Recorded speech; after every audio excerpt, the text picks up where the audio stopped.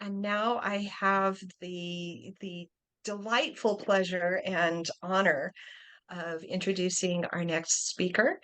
Dr.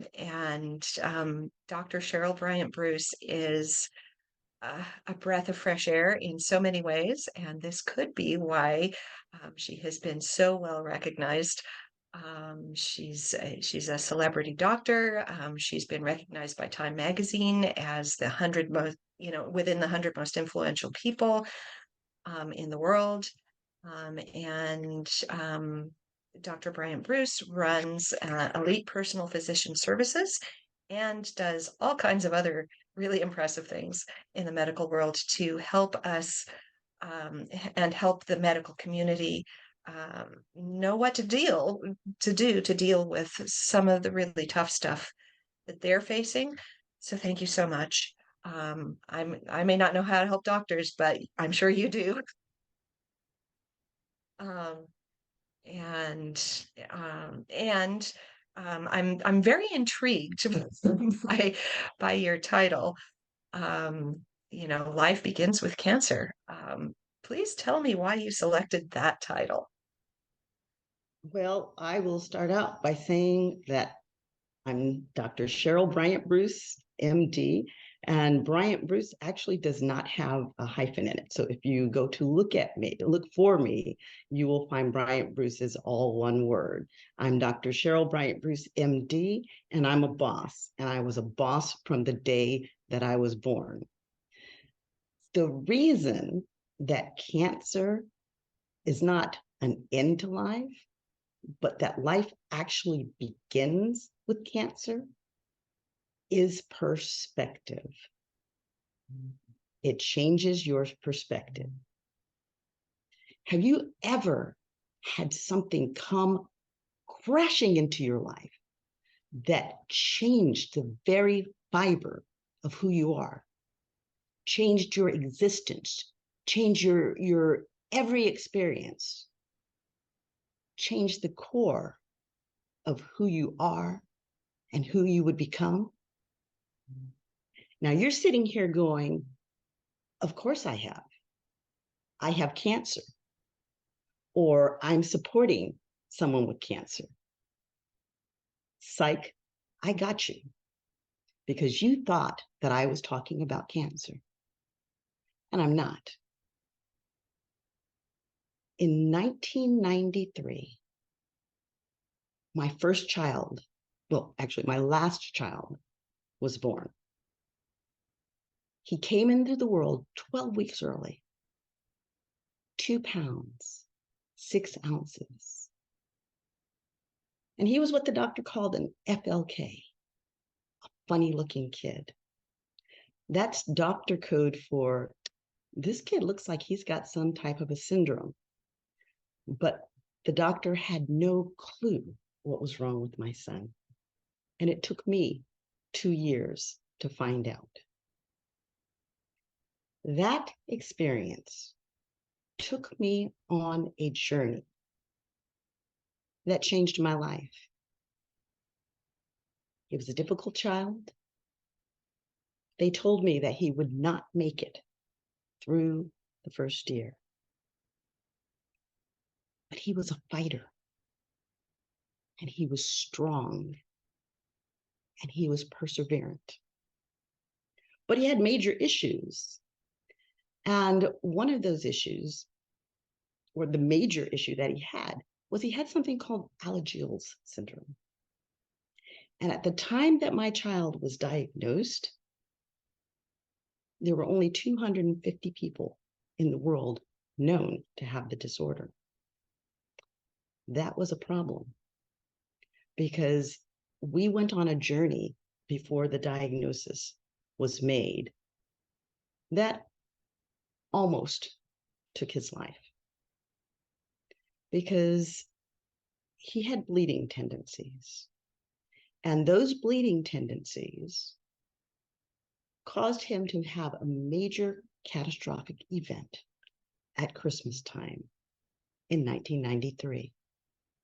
1993, a 6-month-old baby had a terrible accident, fell off of a bed. it resulted in bleeding inside of his head, in his eyes. And eventually, we ended up at one of the major medical facilities. And they came to the conclusion that it was shaken baby syndrome because there was bleeding in my child's head and in his eyes. And they saw bleeding of various different ages. And in spite of the fact that his pediatrician said that this was not child abuse, that this child had a major underlying liver disorder, that theory was dismissed. And at Christmas, 2 days before Christmas, social workers showed up at my door and they took my tiny child, 6 months old, and he only weighed 6 pounds. They took him. One of the social workers looked around my home and said, this home is more than adequate for people like these. My daughter was appalled. She never forgot that moment. They took my child and they placed him. He actually was in the hospital at the time when they took custody of him. Merry Christmas, they said. We spent Christmas in the hospital with my child. And they determined that he had further bleeding in his head outside of our custody, that he had bleeding in his eyes, that he had an unusual finding in the eyes that they couldn't quite put their finger on. They later discovered that that was posterior embryotoxin, a hallmark for Alagille's syndrome. My child had liver disease. Because of the liver disease, because of the fall that injured his head, gave him bleeding in his brain, he ended up with a seizure disorder that they made the decision not to fully treat. Instead, they treated him with gas drops and said, it's gas. He'll be all right. It looks like seizures, but it's not. From the hospital, he went into foster care, and we could only visit him once every couple of weeks. Before he went into the hospital, he was a breastfed baby. Once every 2 weeks is not enough to breastfeed a baby. But in spite of everything that was being put upon him, he continued to fight because he knew someone loved him, because we were connected. We were connected right here at the heart. He was in pain. He was having seizures on the average of 20 times a day.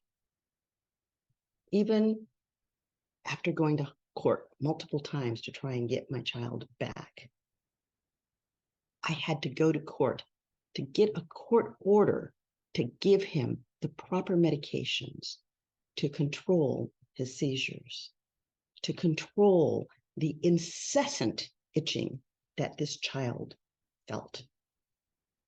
Constant.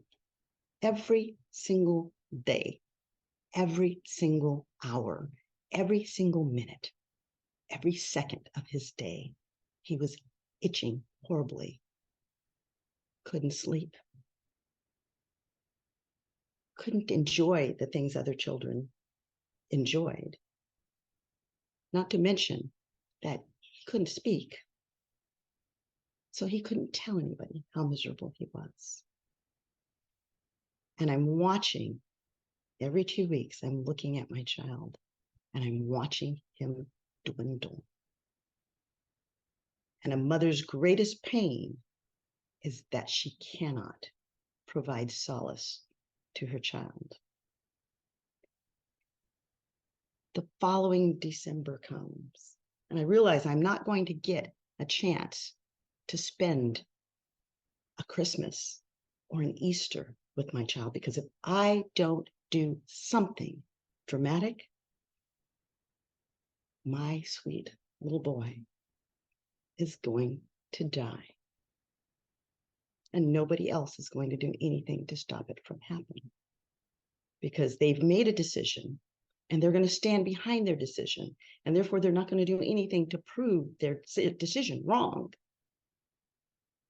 And in the brink hangs a child losing his life because they are not addressing the proper diagnosis. And yet the child continues to fight. At that moment, I made a decision that I had to do something. So I kidnapped my own child to take him across state lines to another hospital where he could get the care, where he could get the diagnosis that he needed, where he could get the results he deserved for the fight that he was putting up, for the patience he was showing, for the courage, for the strength. You see,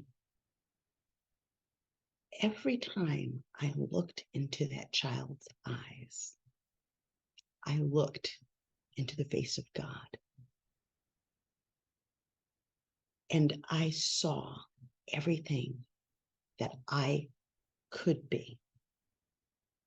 But mostly what I saw was light. My baby's name was Gregory. The world knew him as Baby Gregory because this was a story that went worldwide after I kidnapped my child, for which I went to jail. I was only there for 72 hours. It was long enough to let me know that I would never go there again. And it was also long enough to let me know that there were people inside there who needed my message, just like the people outside need my message, because it's a message of light. It's a message of belief. It's a message of strength. It's a message of healing. Now, through the course of this experience, again, this child was out of custody, out of my hands. He didn't have anybody comforting him, but he fought. He didn't have anybody telling him that he was going to enjoy a good life, but he believed. And through it all, he showed courage. But not only did he show courage and strength, this little tiny child showed compassion to everyone around him. And instead of turning his eyes into the experience he was going through, he turned his eyes out to the world.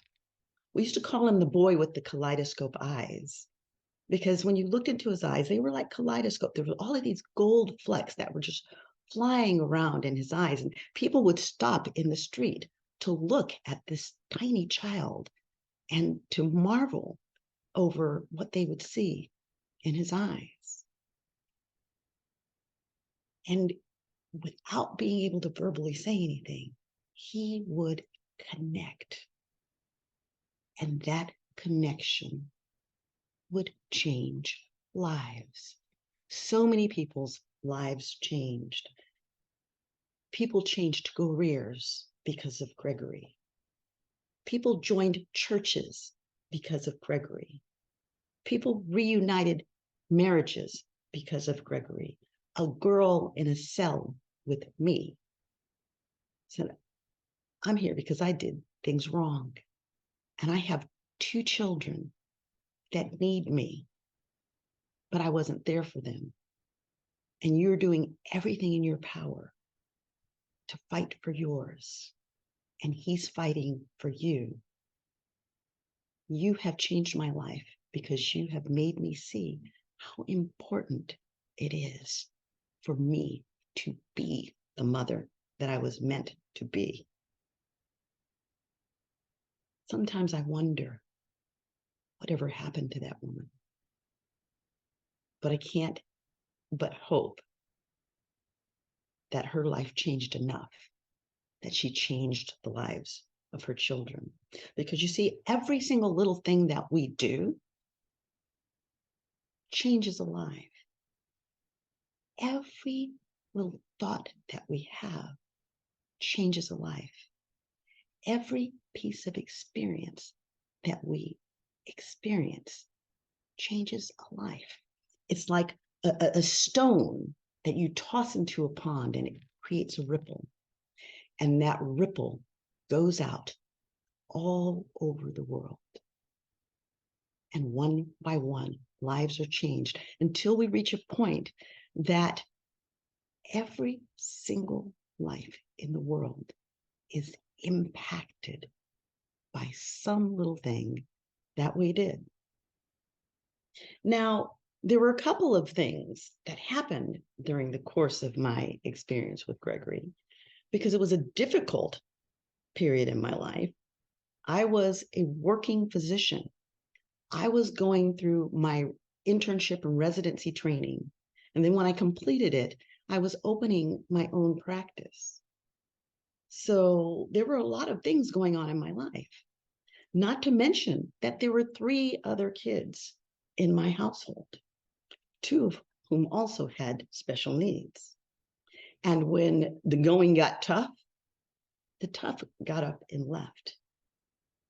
And I looked around at 3 little people and said, that's okay, because I have enough love for all of us. And together, we are going to be strong. And in order to make that happen, I had to come up with a rule. And that rule is called the 12-24 rule. And if you don't take anything else out of this, take the 12-24 rule with you. And the 12-24 rule went like this. You could be sick for 24 hours. And in 24 hours, if you weren't running a rip-roaring fever, bleeding or dying, you had to pull yourself up by the bootstraps, get up, and jump back into life. The 12 in the 12-24 rule was a mental emotional kind of thing. You see, when we're going through things, we have pain and we feel bad. And sometimes it's hard not to have a little pity party, to become depressed, to feel sorry for ourselves. And you know what? That's okay. It's all right to be depressed, to be sad, to be angry, to throw a 2-year-old temper tantrum if you need to. But you can only do it for 12 hours because you are not allowed to get stuck. So allow yourself to be blanketed in those emotions, covered by, drown in the emotions for 12 hours. Experience them. It's healthy to dive deep and get it out. Don't lock it in. Don't get stuck in it. At the end of 12 hours, pull yourself up by the bootstraps and jump back into life. And if there's any part of that you didn't understand, the key component of it is jump back into life. I think you kind of see where I'm going with all of this. In the process of raising Gregory, of experiencing Gregory, I had to become creative with how I was doing everything, because I had to make sure that my children thrived as well as myself. And this was a training ground. And out of this training ground called Gregory, I developed what I call now the windmill healthy lifestyle paradigm. Once upon a time, I used the term pillars, 7 pillars. As you all know, that has now become a book. I vomited everything I knew up onto the internet, and other people learned from it. 7 Pillars became a book. decided to change the paradigm. Still, the 7 is important, but 7 pillars is a static thing. But life isn't static, it changes. And so I adopted a windmill as my new paradigm. Why a windmill? Well, because windmills have this strong, sturdy base and they have blades. My windmill is a 6-bladed windmill. And the winds of life come along. Sometimes they're calm and a windmill stands still. Sometimes storms are blowing and the blades are whirring around and it feels like everything is in chaos. But as long as the base stands strong, the blades will whir and they'll all be in different positions. You notice that there's never a blade in the same position at any given period of time. They're moving, they're changing. This is life. Life is dynamic. And on each of the blades of the windmill, there's a letter. EMP, FFSS. It's an acronym for emphasis. E is for emotional, M is for mental, P is for physical, F is for financial, F is for family plus 5, S is for social, and the big S at the end is the most important S. It's spiritual, and it goes on the base. And I'm not talking religion. I'm talking about spiritual, your spiritual core, who you are, the essence. I spoke of Gregory earlier. Who was Gregory? Gregory was the essence of pure love. And that is what I am striving with every fiber of my being to be, the essence of pure love, to be the light. On the base, that's where the core lives, the spiritual, my light. If the core is strong, the entire windmill will stay upright. Different blades will be in different positions at different times, and you'll have to focus on different things. Let's say E is the top blade, emotional. Right now, while it's at the top, it's your primary focus, and it's what you have to attend to. That doesn't mean that the other blades go away, but for this particular moment in time, E is what you attend to. But it moves, and when it shifts, another blade comes into play. And for that particular moment in time, doesn't mean the other blades go away, but that is what you have to attend to. Now, let's bring this back to the topic of our conversation. The topic of our conversation is cancer. And I started this all out by saying, has something come into your life that changed the very fiber of your being? Well, for me, cancer was not it. And I think for you, if you really think hard about it, cancer was not it, because you've been through something in your life that holds more weight than cancer. Because there's a news flash here. You're dealing with cancer? BFD. Why do I say that? Because it is not a big deal. Every single person on the planet has cancer. Every single one. You are born from the first day you get here. You are born having cancerous cells. The difference between today and today and when you were first born is that back then your body was much better at dealing with it, at getting rid of it, at cleaning the system out. Each day that you age, it gets technically less effective at it. So everybody in the world is dealing with cancer. Cancer is not who you are. Cancer is something that you are dealing with.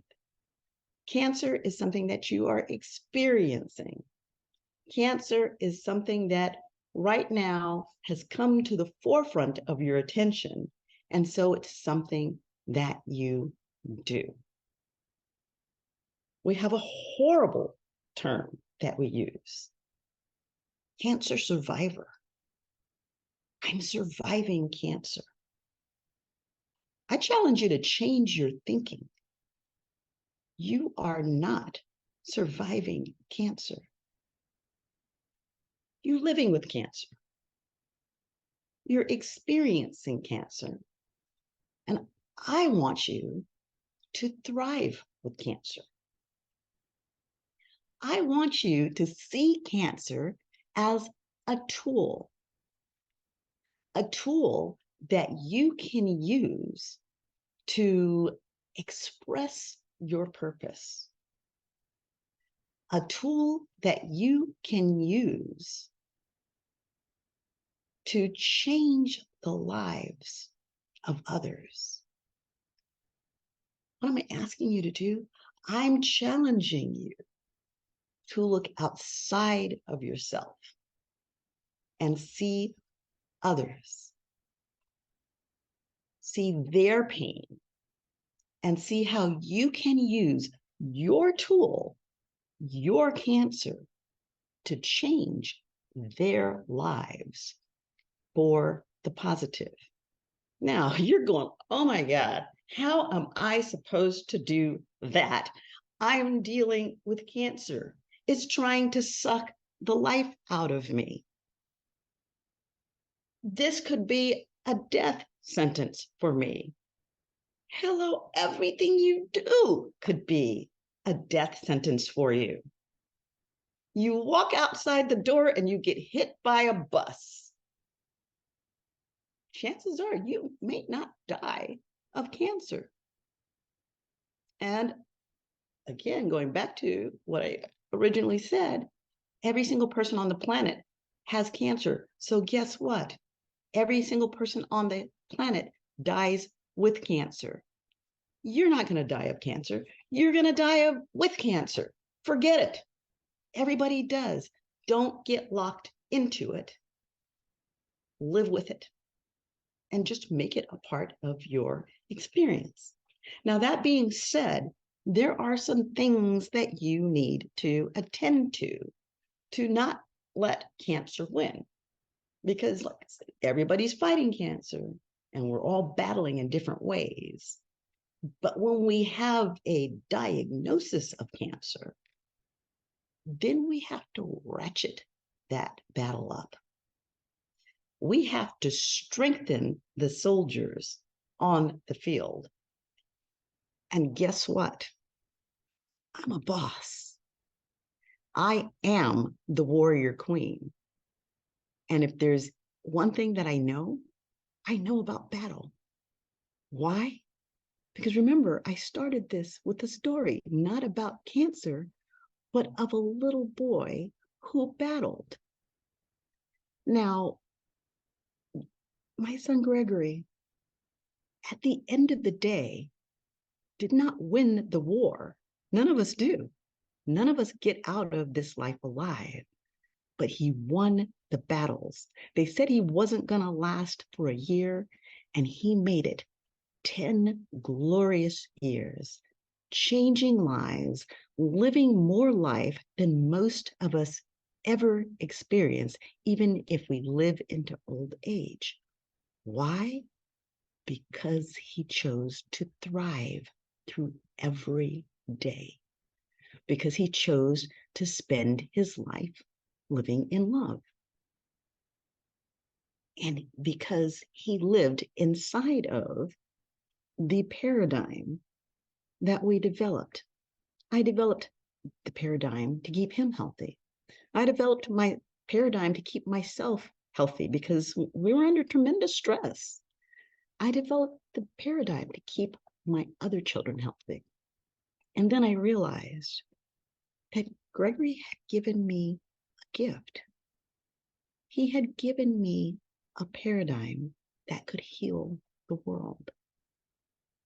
So let's look at that paradigm. Let's look at the windmill.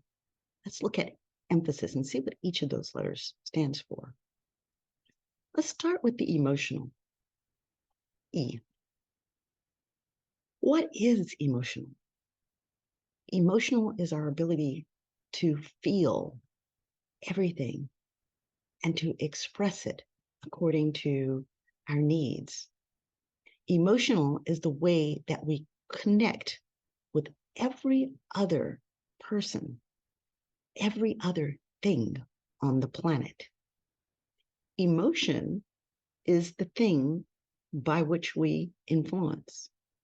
You can be given all kinds of information and you never make a move on it until somewhere along the line you attach some emotion to it.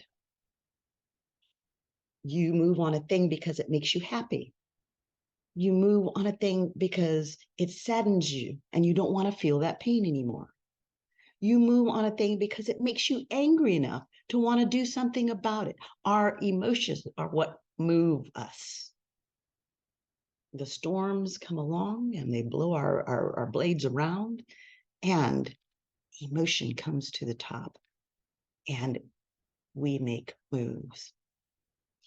You have a diagnosis of cancer. You need to live within your emotions. When we have a diagnosis of cancer, we tend to spend a lot of time running from our emotions. Fear is an emotion.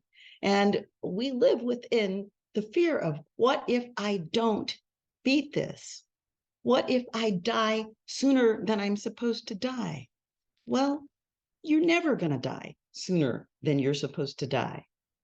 You're going to die when you're supposed to die. You're going to die of what you're supposed to die. How you die is still unwritten. Just because you have a diagnosis of cancer, don't live in fear, because it isn't a death sentence. Emotion. One of the important emotions that we have is the emotion of joy, the emotion of laughter. Laughter should be one of your strongest tools. See Julianne sitting over here on the side of me on my screen. And what strikes me is that frequently there's a smile. And that smile brings me joy. It gives me the energy to keep telling my story. It lets me know that I'm making a difference. You see, when we smile, when we laugh, the brain releases these marvelous chemicals called endorphins. Endorphins have incredible healing power. There are other chemicals that are released. This is just kind of one of a plethora of chemicals that are released that are feel-good chemicals, that are chemicals that heal our body. You see, within our bodies, we have the total ability to heal anything that ails us. Now, I won't say anything that injures us, because I'm sorry, if you go play in the freeway and you get hit by the truck, you're going to die. Don't play in the freeway. But anything that infects your body, that attacks your body has built into it mechanisms for self-healing. Laughter is one of those things that can heal whatever ails you. It can heal emotional pain. It can heal physical pain. It can heal mental pain. Make laughter one of the strongest tools that you have in your arsenal. Tears are another strong tool that we have in our emotional arsenal. Use them freely, but use them wisely. If you're using tears to manipulate other people, to get them to feel sorry for you in your cancer, you're doing both yourself and them a disservice. If you're using your tears to wash yourself clean of the negative emotions that tend to crop up when we have cancer, that is an amazing use of tears. Use them freely. Enjoy those tears. Feel that cleanse. Anger is another powerful emotion. Get angry, but don't be angry about the fact that you have cancer. Why me? Why not me? I'm no better than anybody else. Deal with your cancer. Use your anger to fight. Turn that anger against the cancer and bring in a big helping of love. Let's get off of emotional. Let's go to mental. Mental is important. You need to feed your brain during the time that you have cancer. We all, if we're dealing with cancer, whether we're in treatment or not, we deal with brain fog. Brain fog is a real thing. All sorts of chemicals are going around in your head, and amongst those chemicals are those emotional ones that come up with fear. Get rid of that fear. Take care of the mental. What are some of the ways of taking care of the mental? Through good nutrition, through exercise. Fitness is important. But also, the brain can be exercised. Puzzles are so much fun. Reading, anything that stimulates the brain and gives you joy. I don't want you trying to do something that you don't enjoy, because again, if you're doing something you don't enjoy, you bring in a whole lot of negative emotions that work against you. Find something that you enjoy that stimulates you mentally, a great conversation, a trip to a museum to analyze the paintings. This is a great time to take up a new instrument or to read through the book list that you've put out there every year for practically all of your life, but you never get to it. Stimulate your brain. Physical is important. You just heard a wonderful lecture on how to take care of your body. I am going to take just a second there to correct something that was said from a physiological standpoint. She said that exercising will not cause you to bulk. That is technically not correct. It depends on your body and your body type. If you are someone who has muscles that bulk easily, then lifting heavy can cause you to bulk.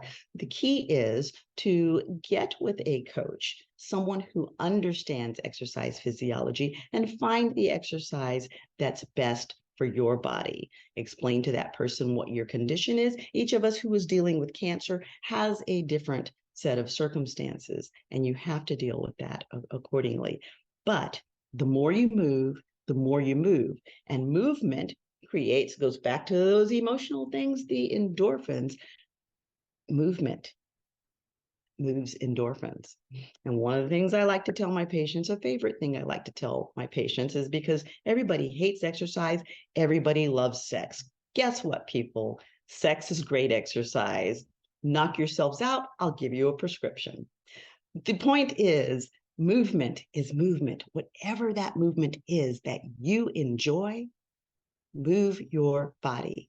Move the blood around that cleanses the rest of your body, running through your liver, through your kidneys. Move the oxygen around that feeds your body. Nutrition is important in cancer. Oxygen is a nutrient. And the more oxygen we get, the better we do. Cancer hates oxygen. Move your body. Move your body. Move your body. That's your physical. Financial. Financial is a tough one when you have cancer because nobody can have enough money to fight cancer. And if you have cancer, chances are it is going to make a huge financial impact. One of the places it does not have to make financial impact is in your career. So I was a boss from the day I was born. The day I got the diagnosis of cancer was not the day that being a boss ended. It was a day for me to get creative with my finances. Now, for me, I had to go on spend down so I could go on Medicaid to pay for some very expensive treatments. But during that time that I was going through, exercising the brain and developing new business, I wrote a book. I developed courses. I kept my eye on my career prize and kept working towards. Do not let your dreams die because you have this diagnosis. It's not who you are. It's something you're experiencing. It doesn't even have to be something that you have to do. You do parts of it. You've got to take care of your body when you have cancer. You do parts of it, but it doesn't have to be all you do. The more you do outside of it, the more that you're going to do in life. And if you're doing in life, then you're thriving in life. Family. This is the time to embrace your family. And I don't care who your family is. Your family has different things going on. It may be your biological family. It may be extended family. It may be friends that you call family. Whatever it is, create family and let that be a strong core that supports you. One of the things that we tend to do when we have cancer is to not let people in. We make a choice for other people because we don't want to hurt them. We don't want them to go through our cancer experience. We don't want to suffer them to suffer through our pain. You are robbing them of their blessing if they want to support you through that. If you allow them to support you through that, it doesn't make you any less strong. What it makes you is wise. What it makes you is generous, because in allowing them to support you through cancer, you are given an opportunity to share an experience with them that will help them to grow. Just as Gregory shared an experience with me in his life that helped me to grow so that when cancer came blazing onto my scene, it wasn't the thing that completely changed my life. It was just something that I had to deal with. I like to think of it like the Super Mario Brothers. You see the little guy running along and, he's trying to get the goodies. And then all of a sudden the boulder drops out, squashes him. A couple of minutes go by and he jumps back up and he's running back through life. And as he's running along, more boulders are falling and he's jumping over them. Well, cancer is a big old boulder. Well, guess what? You can jump over it. You can climb over it. Sometimes it may land on you and squash you, but you're Super Mario.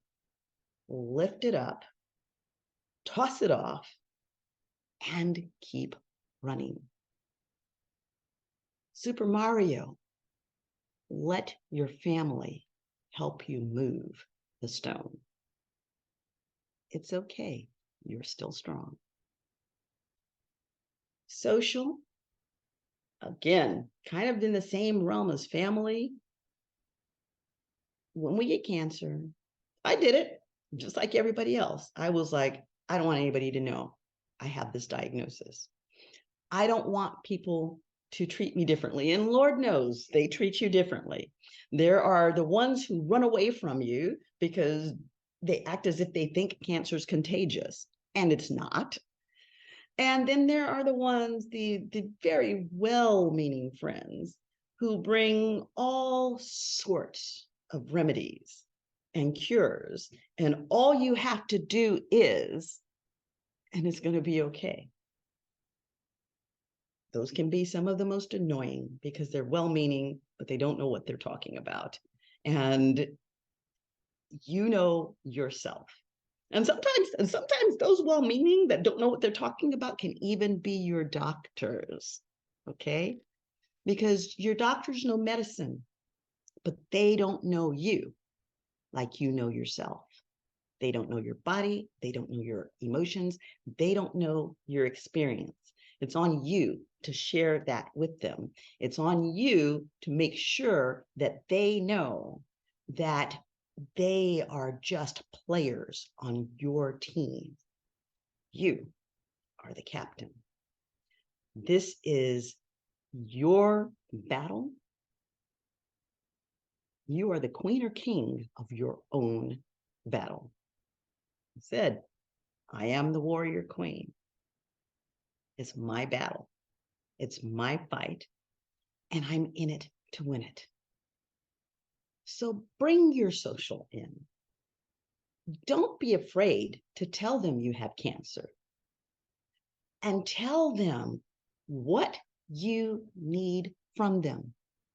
Tell them that you don't need their pity, that you don't need them checking on you every minute of the day, unless you do need them checking on you every minute of the day. Sometimes when battling cancer, you are in that place where you need them checking on you every minute of the day.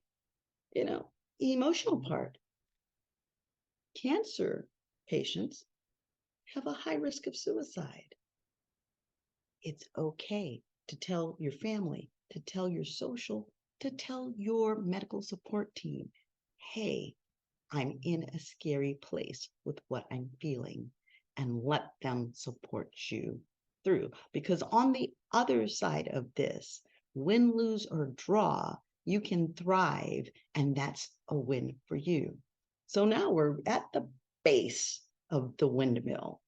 Blades have been whirring around, but guess what? We're still standing strong because we live within our spiritual, because we've dug deep, and cancer is a dig deep experience. It's a tool.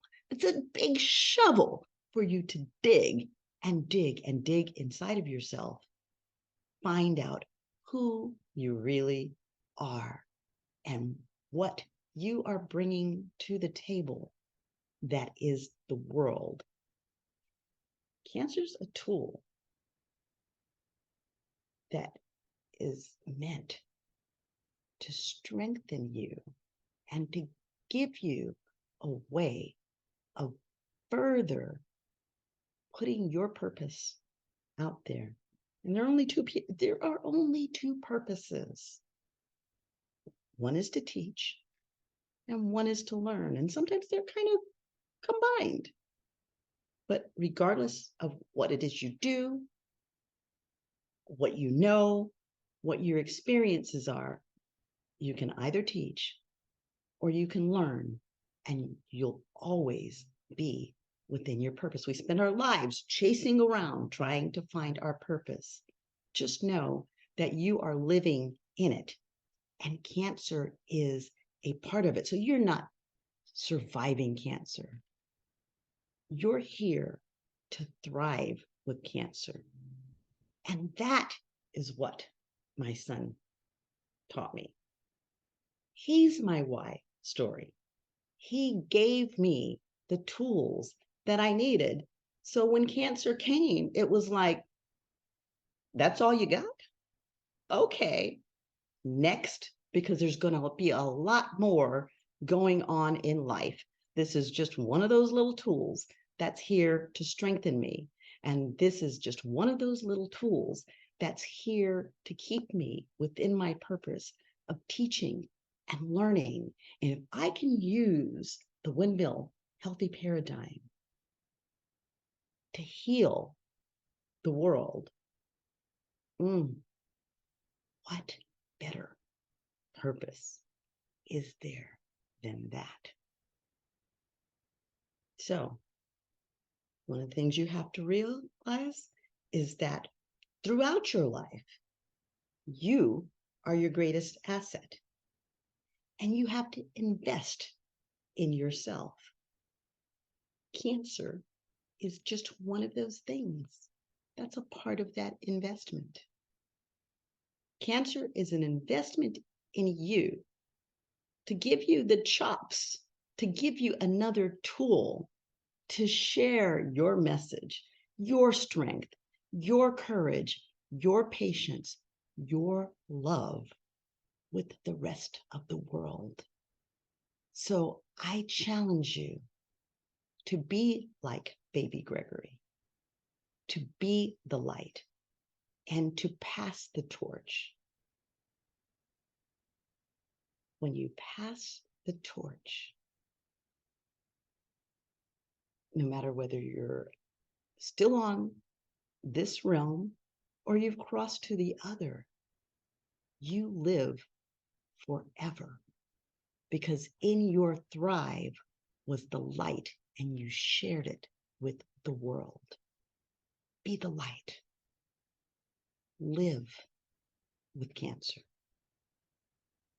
That's all you can do, one day at a time. We're here to live. That's all there is. So you go and you thrive.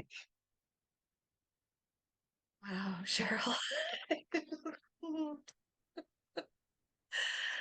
Julianne, thank you so much for having me at this event and giving me yet one more opportunity to be who I am in my purpose. Yeah. Well, you're welcome, and thank you for coming. And and you know, people are just gushing about how Oh, things like they feel their soul strengthening just listening to you. Um, and and I do and have a I want, little gift for oh yeah, yeah. your guest. Okay, yeah, let's do I the do, practicalities. yeah, I do But have a but little then I gift. have to gush a little. Okay. Well, I mean, I've been going through a lot in the last couple of weeks, and Julianne actually offered me the option of not doing this at this particular time. But, today is all we have. So any moment that I get to share my experience, I do. So, I don't have a big fancy gift with, one of those little trees that's set up where you drop your little email in and it does all the fancy things to get it all out to you. But what I am promising you that if you text me, the text is 310-270-3026. That's 310-270-3026. If you text me your name, your email, then I will get to you a copy of the Windmill Healthy Lifestyle Paradigm. And I want you to just stick it on your refrigerator and think about what each of those blades is standing for. And each morning when you get up, go to your refrigerator, touch each blade, and do a positive affirmation for yourself on each blade. And if you do this, I guarantee no matter what hits you in the course of your day, it's going to be a good day. Every day is a good day. So let me send you a copy of the Windmill Healthy Lifestyle Paradigm and the emphasis windmill. In addition, I'm also going to send you a link to the Baby Gregory story. And I'll send you a link to my book on Amazon, Game Changers. And, enjoy. Thanks very much. So I have the phone number, and if people, for whatever reason, didn't get it or need another way, don't text, perhaps. I did set up on the Summit website just a very simple place where they can drop their email address. And what'll happen if that happens is that I'll get it to Dr. Cheryl, and she'll be able to take it from there. Um, so, okay. And Um, in the background, you see Chatters That Matters is my banner. That is my talk show. I invite all of you to tap in. It's That Matters. You can go to YouTube. We're on the EMBC TV network, and you can catch shows live there. But I invite you to go to YouTube and look up Chatters That Matters. And Julianne, I will send you the link for the Chatters That Matters, because on one of those shows is it's a very good show about cancer, but not just about cancer, but about some very exciting developments and cure. So I would love to have you have a look at that, and it will give you some talking points even to speak with your own physician about what is coming down the pike and what the possibilities are for you. So, go to Chatters That Matters, like us, share us, leave comments, and I invite you to become a part of the Chatters That Matter family. Thanks so much. Yes, and I really recommend it. It's a fun show, as well as being stimulating and inspiring and all those things. So yeah, so Dr. Cheryl's thanking me for bringing her on, and so are a lot of you. And I really wanted to say that actually it was back in what about 6 months ago now. We met, and she kind of inspired me to think that I could actually pull something like this off. That people that you would be worth your time to listen to would come and would help, and that's what it's really all about. So yes, that sense of purpose. I had a kernel of a sense of purpose of I want to do something about this, but it's other people coming in and putting a What shoulder to the wheel. what she had was a kernel of a sense of purpose, but she didn't have at that particular moment in time when we met was belief. So I am so happy to see that you stepped up to your own fears and stepped up to believing in yourself to bring this gift that you've brought to step into your purpose. Yeah, yeah, yeah. During my cancer journey, the work that I continued doing really was very helpful to just have that sense of, being of making a contribution to the world.